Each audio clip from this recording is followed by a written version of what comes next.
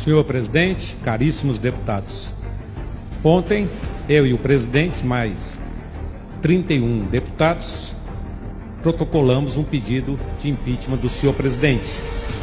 E aí é importante ver o contexto histórico da Lei 1079 de 1950. Getúlio Vargas, ditador, sai do cargo, vai para o exílio no Rio Grande do Sul, e a UDN, então, de oposição, resolve fazer uma lei para se precaver dos possíveis desmandos da volta de Vargas. É uma lei com 73 anos e que urge a necessidade dela ser atualizada. Naquela época, a legislação não previa a figura do vice, e o eventual substituto do presidente era o presidente do Senado.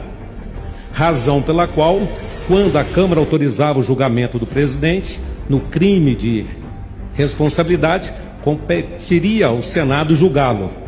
Então, como o presidente do Senado seria a pessoa interessada, quem iria presidir a sessão de julgamento era o presidente do Supremo Tribunal Federal. Por isso que não tinha a figura do vice. E em razão disso, então, desde aquela época, compete ao Senado julgar os ministros do Supremo nos crimes de responsabilidade e compete aos ministros do Supremo julgar os senadores.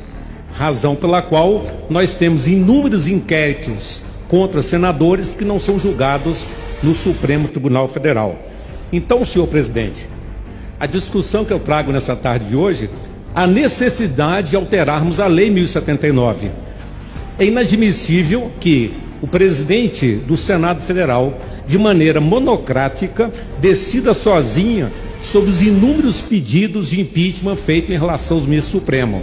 Cabe alteração da lei para que, uma vez negado o pedido do presidente do Senado, caiba recurso ao plenário do Senado para reverter a decisão do presidente do Senado.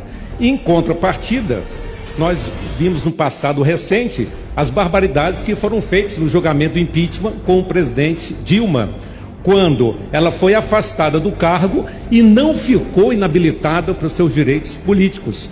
Ou seja, naquele julgamento rasgou-se a Constituição, assim como também o fizeram no julgamento do presidente Collor, quando ele renunciou, e uma vez tendo renunciado, não seria possível aplicar a pena da perda do cargo, e mesmo assim condenaram o ex-presidente Collor inabilitado por 8 anos dos seus direitos políticos. Então, senhor presidente, quero cumprimentar os 33 deputados que protocolaram o pedido, em face aos crimes de responsabilidades cometidos pelo presidente, os ataques às instituições no combate à corrupção e, principalmente, a ameaça que foi feita em relação aos membros do Poder Legislativo, contrariando assim a Constituição e também a Lei 1079. Peço a ajuda do deputado André para que nós possamos mudar a Lei 1079 de 1950. Muito obrigado.